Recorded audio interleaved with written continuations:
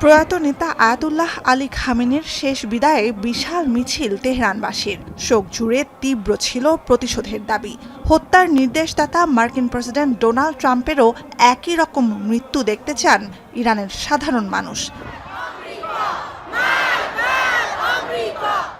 এসবের মধ্যেই Wall Street জার্নালের প্রতিবেদন, ট্রাম্পকে হত্যার ছক নতুন করে সাজাচ্ছে ইরান, এমনটা যুক্তরাষ্ট্রকে জানিয়েছে ইসরায়েল। ব্যাস, ফের ক্ষেপে উঠতে কাল বিলম্ব করেননি মার্কিন প্রেসিডেন্ট। সামাজিক মাধ্যমে শুক্রবার লেখেন, ইরানের দিকে তাক করা আছে 1000 ক্ষেপণাস্ত্র। ট্রাম্পকে হত্যার চেষ্টা হলে পুরো ইরানকে ধ্বংস করে দেবে ওয়াশিংটন। জানান, এ সংক্রান্ত প্রয়োজনীয় নির্দেশনাও দিয়ে দিয়েছেন তিনি। এর আগেই অবশ্য ট্রুথ সোশ্যালে দেয়া আরেক পোস্টে ট্রাম্প দাবি করেন, ইরানের বারবার অনুরোধে সাড়া দিয়ে যুদ্ধবন্ধে আলোচনার টেবিলে ফেরার সিদ্ধান্ত নিয়েছে যুক্তরাষ্ট্র, যদিও অস্ত্রবিরতি আর কার্যকর নেই বলেও উল্লেখ করেন। প্রতিক্রিয়ায় সামাজিক মাধ্যম এক্সে ট্রাম্পের দাবি প্রত্যাখ্যান করে তেহরান, জানায় এমন কোনো অনুরোধ তো করাই হয়নি।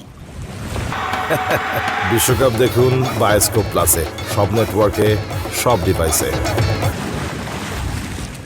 তবে বৈরী দুই দেশের সংঘাত বন্ধে মধ্যস্থতাকারী হিসেবে কাতারের প্রস্তাব ফিরিয়ে দেয়নি তেহরান। আর আলোচনায় ফিরতে বিশ্বের গুরুত্বপূর্ণ বাণিজ্যিক নৌপথ হরমুজ প্রণালীতে জাহাজ চলাচল সচল করতে তেহরানকে চাপ দিচ্ছে ওয়াশিংটন ও পশ্চিমা মিত্ররা। এমন পরিস্থিতির মধ্যেই ইরান যুক্তরাষ্ট্র উত্তেজনা নিরসনে আন্তর্জাতিক অঙ্গনে আবারও তীব্র হয়েছে কূটনৈতিক চাপ প্রয়োগ। L'Iran doit garantir la réouverture inconditionnelle du détroit d'Ormuz, qui doit être libre et sans restriction, conformément au droit de la mer. Les récentes frappes contre des navires commerciaux.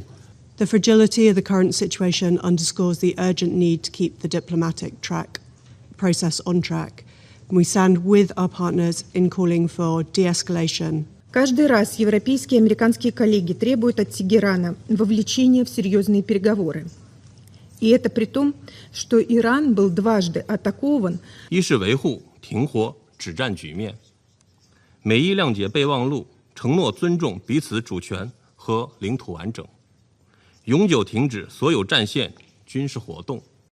যুক্তরাষ্ট্রের হামলায় ইরানে শুধু গবেষণা অবকাঠামোতে $30 কোটি ক্ষতি হয়েছে বলে জানিয়েছে তেহরান। অন্যদিকে সাগরে ক্রমশ বাড়ছে ইরানের আটকে থাকা তেলের মজুত। অস্ত্রবিরতির সমঝোতার আওতায় তেহরান রপ্তানিতে গতি বাড়ালেও মার্কিন নিষেধাজ্ঞার কারণে কমেছে বিক্রি। নুজহাত কামাল, এখন বিশ্ব।